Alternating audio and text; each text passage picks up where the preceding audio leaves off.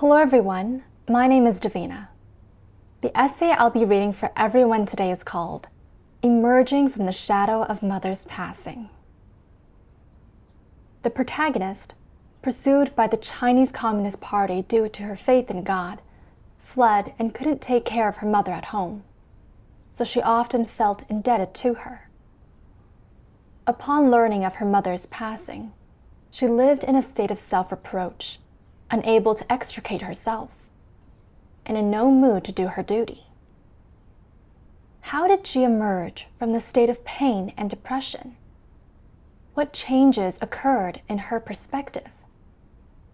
Let's listen to her experience together.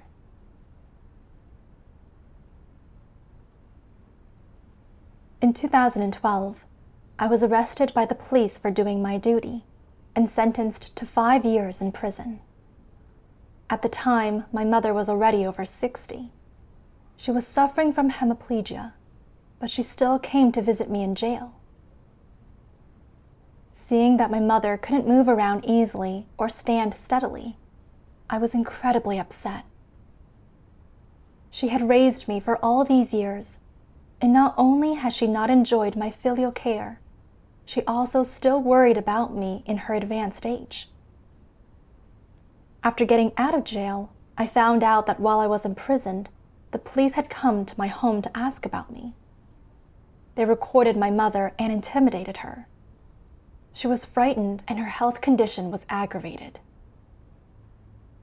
I felt that I really owed her, and I thought, from now on, I have to take care of my mother and help her suffer less. But I didn't get my wish. The police were still investigating and watching me non-stop. And for my own safety, I had to leave home to do my duty. 2 years later, I heard that my mother was at my sister's home, so I secretly went to see her. My mother's vision had worsened, and she couldn't see clearly. She was hobbling along, leaning on a cane. It was difficult for her to move at all, and she had trouble speaking. It was so hard to see her like that, especially when she asked me, "When will you be back next?" I didn't know how to answer, because the police were still looking for me. I had taken a risk visiting this time. If I left, I didn't know when I'd be back. My mother looked at me, waiting for my response, but I just didn't know. So I just stroked her shoulder and didn't make a sound. After I left, my mother's question echoed in my ears. The more I thought about it, the worse I felt. I couldn't even make a simple promise to her, and I felt that I had failed her. Before long, I heard that my sister had been arrested. I no longer dared to go to her home. It felt like a knife twisting in my heart.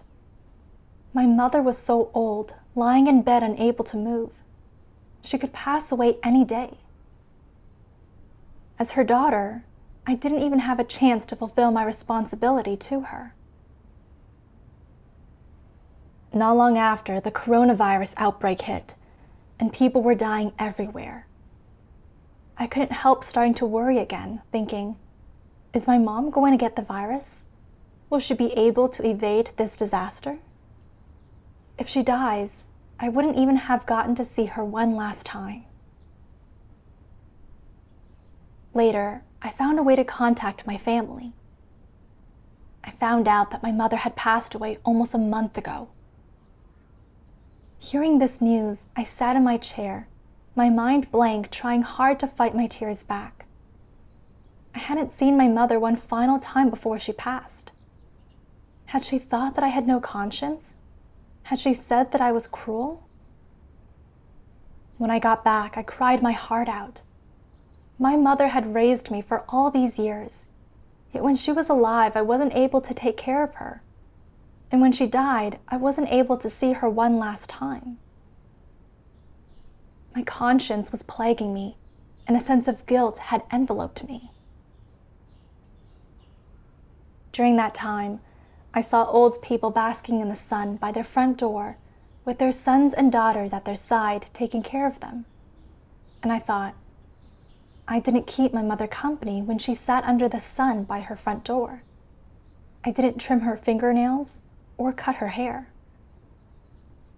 When the sister in my host family cooked a nice meal, I also thought, I wasn't able to cook a meal like this for my mom, and I won't ever get the chance again. During the spring festivals, I saw that everyone on the streets was hurrying back to their hometowns. Some of them were driving with their kids back to their hometowns to visit the elderly. I counted how many years it had been since I had accompanied my mother. During that time, I was listless and aimless. Although I was doing my duty, whenever I had any spare time, I would think of my mother and feel indebted to her. My heart wouldn't calm down when I read God's words, and I was always sleepy. I started being perfunctory and going through the motions of my duty, and I didn't want to talk to the brothers and sisters I was partnered with.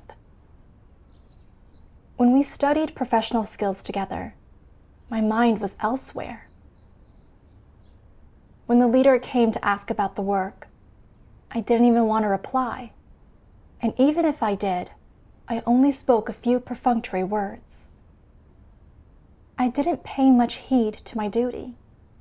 I wallowed in degeneration and produced no results in my duty.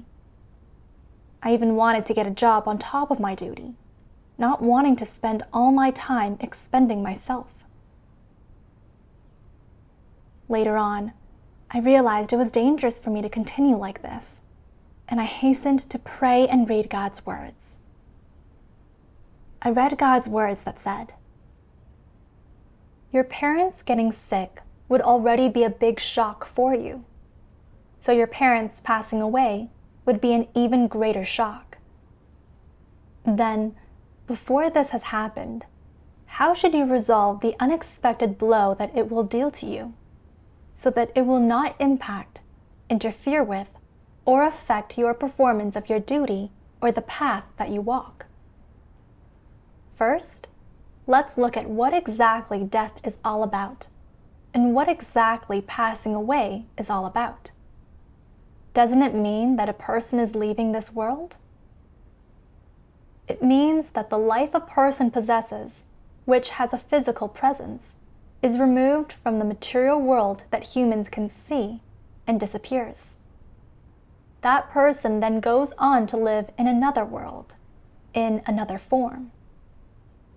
The lives of your parents departing means that the relationship you have with them in this world has dissolved, disappeared, and ended. They are living in another world, in other forms. As for how their lives will go in that other world, whether they will return to this world, meet you again, or have any kind of fleshly relationship or emotional entanglements with you, this is ordained by God, and it has nothing to do with you. In sum, their passing away means that their missions in this world are over, and a full stop has been placed behind them. Their missions in this life and in this world have ended, so your relationship with them has also ended. Your parents passing away will just be the last news that you hear about them in this world, and the last of the hurdles that you see or hear about when it comes to their experiences of being born, growing old, getting sick, and dying in their lives. That is all. Their deaths won't take anything away or give anything to you. They will have simply died. Their journeys as people will have come to an end. So when it comes to them passing away, it doesn't matter whether these are accidental deaths, normal deaths, deaths from illness, and so on. In any case, if not for God's sovereignty and arrangements, no person or force could take away their lives. Their passing away only means the end of their physical lives.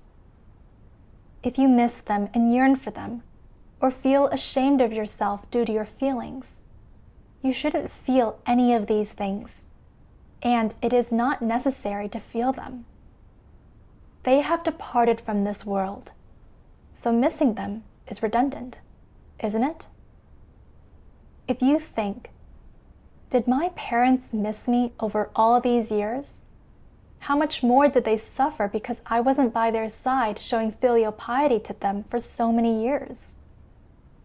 Over all these years, I've always been wishing that I could spend a few days with them. I never expected that they'd pass away so soon. I feel sad and guilty. It is not necessary for you to think in this way. Their deaths have nothing to do with you. Why do they have nothing to do with you? Because even if you showed them filial piety or accompanied them, this is not the obligation or task that God has given you. God has ordained how much good fortune and how much suffering your parents will encounter from you. This has nothing at all to do with you. They will not live longer because you are with them, and they will not live shorter lives because you are far from them and couldn't be with them often. God has ordained how long they will live, and it has nothing to do with you.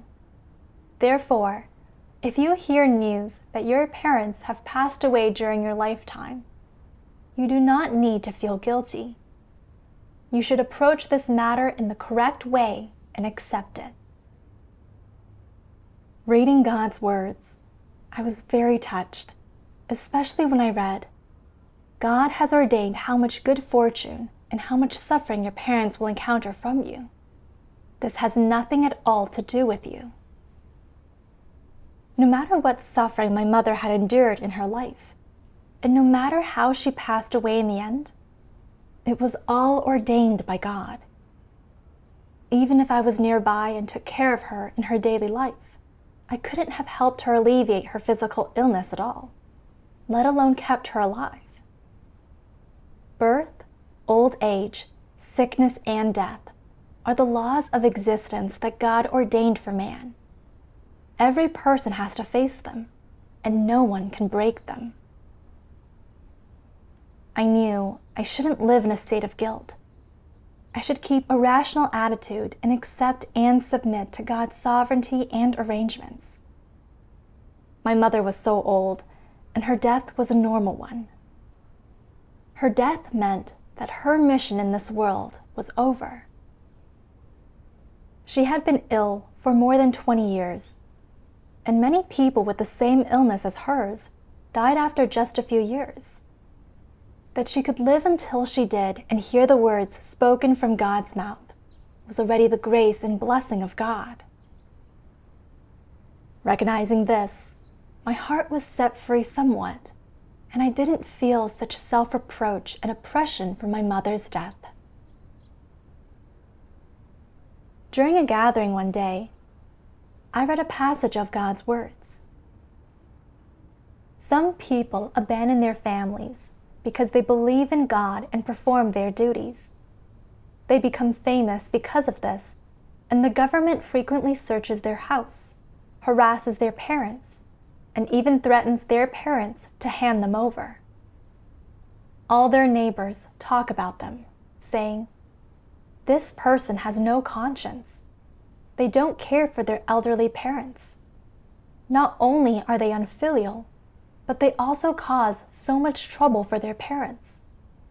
They are an unfilial child." Are any of these words in line with the truth? No. But aren't all these words considered right in the eyes of the unbelievers? Among unbelievers, they think this is the most legitimate and reasonable way of looking at it, and that it is in line with human ethics and in accordance with the standards of human conduct. No matter how much content is included in these standards, such as how to show filial respect to parents, how to take care of them in their old age and arrange their funerals, or how much to repay them, and regardless of whether these standards accord with the truth or not, In the eyes of unbelievers, they are positive things. They are positive energy. They are right. And they are considered irreproachable within all groups of people. Among unbelievers, these are the standards for people to live by, and you have to do these things to be an adequately good person in their hearts. Before you believed in God and understood the truth, didn't you also firmly believe that such conduct was being a good person? Yes.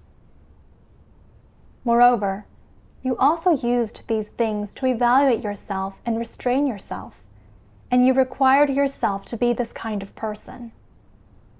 If you wanted to be a good person, you must have surely included these things in your standards of conduct.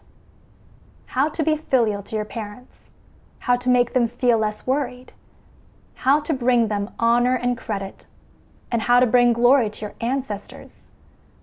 These were the standards of conduct in your heart and the direction of your conduct. However, after you listened to God's words and His sermons, your viewpoint began to change, and you understood that you have to forsake everything to perform your duty as a created being, and that God requires people to conduct themselves this way. Before, you were certain that performing your duty as a created being was the truth. You thought you should be filial to your parents, but you also felt you should perform your duty as a created being, and you felt conflicted inside. Through the continuous watering and shepherding of God's words, you gradually came to understand the truth. And it was then that you realized that performing your duty as a created being is perfectly natural and justified. God really exposed the thoughts I had in my mind. In my eyes, if people are filial to their parents, take care of them when they're old, and arrange their funerals, then they are dutiful. They are good people. If one cannot be filial, then they have no conscience and are not good people. I judged whether a person is good or bad based on ethics, virtues, and morality. This does not conform to God's words at all, nor does it conform to the truth. I treated traditional culture as a positive thing, thinking that my mother had raised me, so I should look after her in her old age. Because I couldn't be filial to my parents while performing my duty, and because my mother got tied up in my trouble after I was arrested and imprisoned, I thought that I had no conscience, no humanity. I now saw that my view was the same as unbelievers. It was the view of non-believers. I thought of the disciples who followed the Lord Jesus, as well as those missionaries. They traveled to faraway lands in order to spread God's gospel. In people's eyes, them casting aside their parents and families was cold-blooded and devoid of humanity. But they who spread the gospel and fulfilled their duties were the people who truly had conscience and humanity. Just as God's words say, you may be exceptionally amiable and devoted toward your relatives, friends, wife or husband, sons and daughters, and parents, and never take advantage of others. But if you are incapable of compatibility with Christ, if you are unable to interact in harmony with Him, then even if you expend your all in relief to your neighbors, or take meticulous care of your father, mother, and members of your household, I would say that you are still an evil person, and moreover, one full of cunning tricks. From God's words, I saw that regardless of how well one takes care of their family members, if they cannot practice the truth, do their duty well, or be compatible with Christ, then they are an evil person. After my mother passed away, I was always grieving, and I didn't think of how to do my duty well, even regretting that I spent all my time doing it. I had believed in God for so many years, Yet my views on things were still the same as unbelievers. I was a non-believer. I was very upset and crying. I prayed and repented to God, expressing my willingness to reverse my views and not live in this negative state. One day, I read more of God's words. When it comes to handling parents' expectations, is it clear what principles should be followed and what burdens should be let go? So, what exactly are the burdens that people carry here? They must listen to their parents and let their parents live a good life. Everything their parents do is for their own good, and they must do what their parents say to be filial. Additionally, as adults, they must do things for their parents, repay their parents' kindness, be filial to them, accompany them, not make them feel sad or disappointed, not let them down, and do everything they can to minimize their suffering or even eliminate it entirely. If you can't achieve this, you are ungrateful, unfilial. You deserve to be struck down by thunder and spurned by others, and you are a bad person. Are these your burdens? Since these things are people's burdens, people should accept the truth and properly face them. Only by accepting the truth can these burdens and wrong thoughts and views be let go of and changed. If you don't accept the truth, is there another path for you to take? Thus, whether it's letting go of burdens of the family or of the flesh, it all starts with accepting the correct thoughts and views and accepting the truth. As you start accepting the truth, these wrong thoughts and views within you will gradually be dismantled, discerned, and seen through, and then gradually they will be rejected. During the process of dismantling, discerning, and then letting go of and rejecting these wrong thoughts and views, you will gradually change your attitude and approach toward these matters. Those thoughts that come from your human conscience or feelings will gradually weaken. They will no longer trouble or bind you deep within your mind, control or influence your life, or interfere with your performance of duty. For example, if you have accepted the correct thoughts and views and accepted this aspect of the truth, when you hear the news of your parents' death, you will merely shed tears for them without thinking about how during these years you haven't repaid their kindness in raising you, how you made them suffer so much, how you didn't recompense them in the slightest, or how you didn't let them live a good life. You won't blame yourself for these things anymore. Rather, you will exhibit normal expressions stemming from the needs of normal human feelings. You will shed tears and then experience a bit of longing for them. Soon these things will become natural and normal, and you will quickly immerse yourself in a normal life and performing your duties. You will not be troubled by this matter. But if you don't accept these truths, then when you hear the news of your parents' passing, you will cry endlessly. You will feel pity for your parents, that for their whole lives they didn't have it easy, and that they raised such an unfilial child as you. When they were sick, you didn't wait on them at their bedside, and when they died, you didn't wail at their funeral or go into mourning. You let them down, you disappointed them, and you didn't let them live a good life. You will live with this sense of guilt for a long time, and whenever you think about it, you will cry and feel a dull aching in your heart. Whenever you encounter related circumstances or people, events, and things, you will have an emotional reaction. This sense of guilt may accompany you for the rest of your life. What is the reason for this? It is that you never accepted the truth or the correct thoughts and views as your life. Instead, your old thoughts and views have continued to hold sway over you, influencing your life. So, you will spend the remainder of your life in pain because of your parents' passing. This continuous suffering will have consequences that go well beyond a little fleshly discomfort.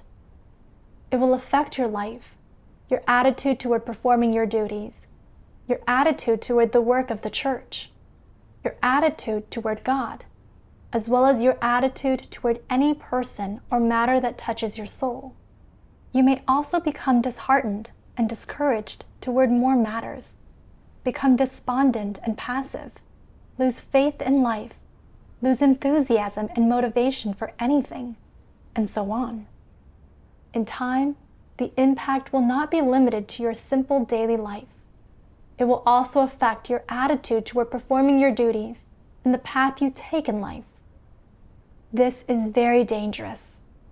The consequence of this danger may be that you cannot perform your duties as a created being adequately, and you may even stop performing your duties halfway, or harbor a resistant mood and attitude toward the duties you perform.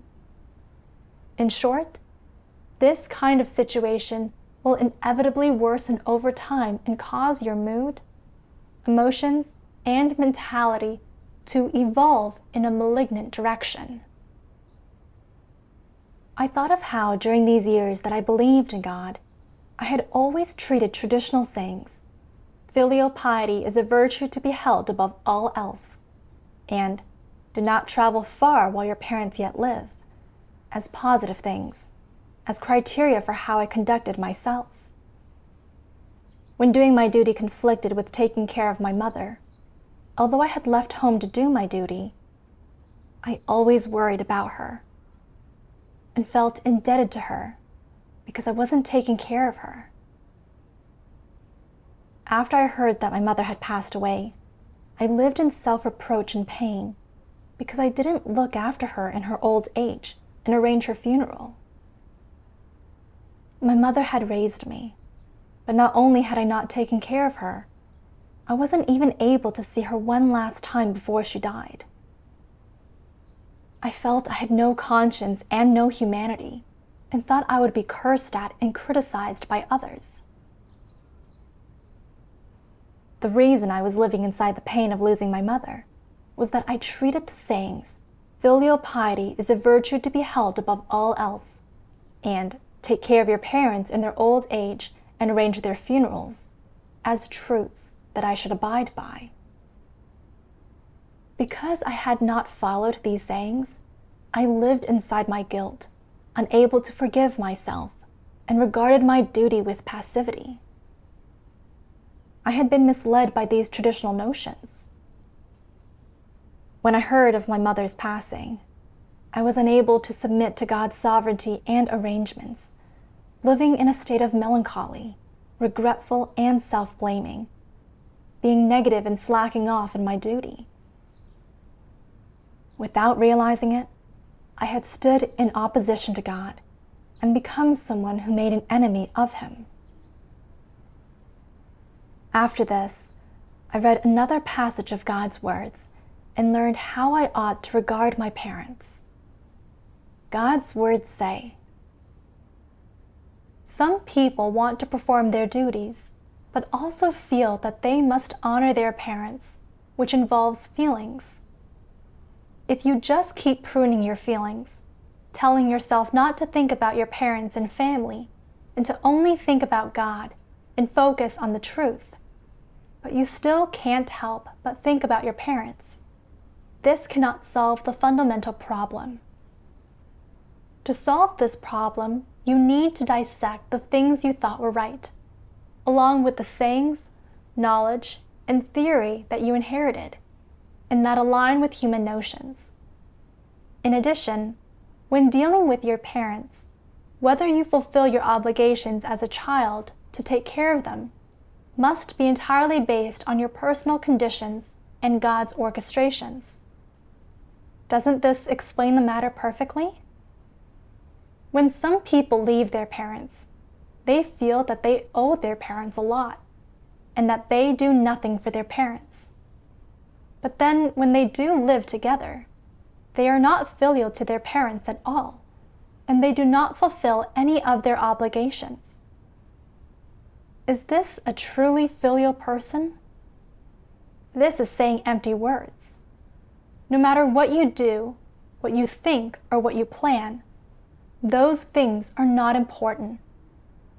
What is important is whether you can understand and truly believe that all created beings are in the hands of God. Some parents have that blessing and that destiny to be able to enjoy domestic bliss and the happiness of a large and prosperous family. This is God's sovereignty and a blessing God gives them. Some parents don't have this destiny. God has not arranged this for them. They are not blessed to enjoy having a happy family or to enjoy having their children stay by their side. This is God's orchestration, and people cannot force this. No matter what, ultimately when it comes to filial piety, people must at least have a mindset of submission. If the environment permits, and you have the means to do so, then you can show your parents filial piety. If the environment does not permit, and you lack the means, then do not try to force it. What is this called? This is called submission. How does this submission come about? What is the basis for a submission? It is based on all of these things being arranged by God and ruled over by God. Though people may wish to choose, they cannot. They do not have the right to choose, and they should submit. When you feel that people should submit and that everything is orchestrated by God, don't you feel calmer in your heart? Yes. Then will your conscience still feel rebuked? It will no longer feel constantly rebuked, and the idea of not having been filial to your parents will no longer dominate you. Occasionally, you may still think about it, as these are some normal thoughts or instincts within humanity, and no one can avoid them. God speaks very clearly about the principles of practice for how to regard one's parents. That should be based primarily on their own conditions and abilities. When one's conditions are permitting and their abilities are sufficient, they can fulfill their responsibility and be filial to their parents. However, one still must submit to God's orchestration and arrangements. These years, not being able to take care of my mother didn't mean that I didn't want to take care of her or didn't want to fulfill my responsibility. It was because the police were always pursuing me. I couldn't even ensure my own safety.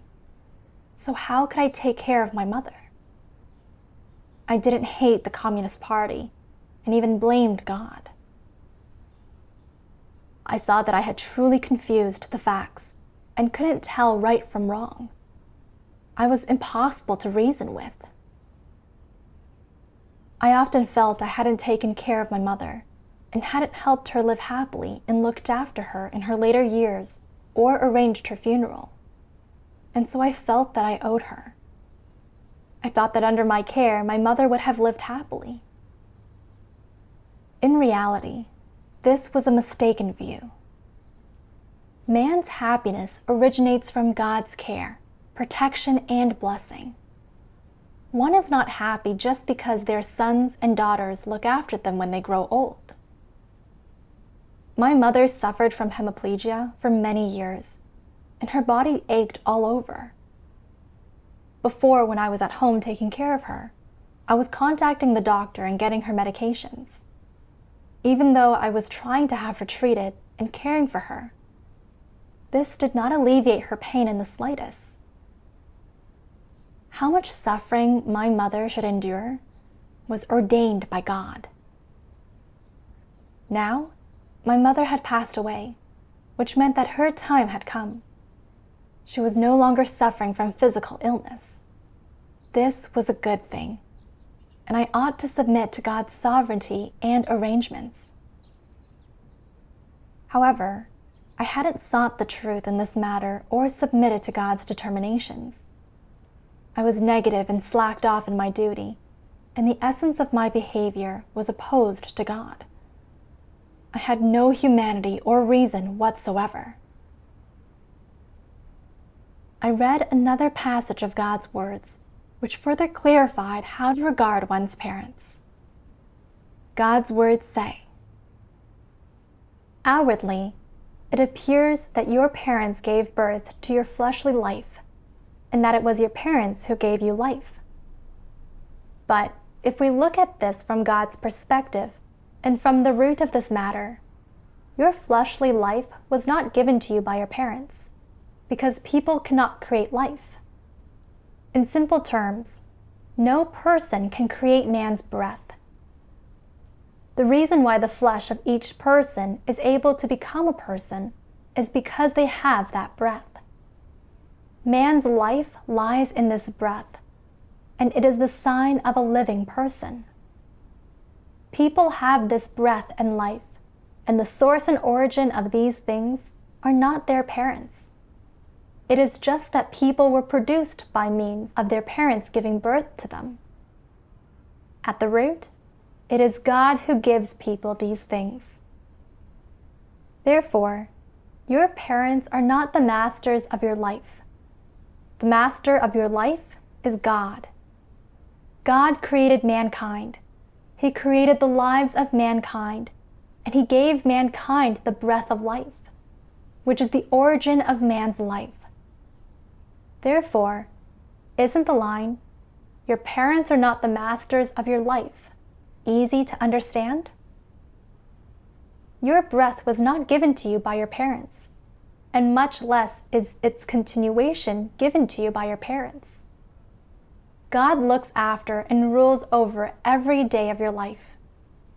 Your parents cannot decide how every day of your life goes, whether each day is happy and goes smoothly, who you meet every day, or what environment you live in each day. It is merely that God looks after you through your parents. Your parents are simply the people that God sent to look after you. When you were born, it was not your parents who gave you life.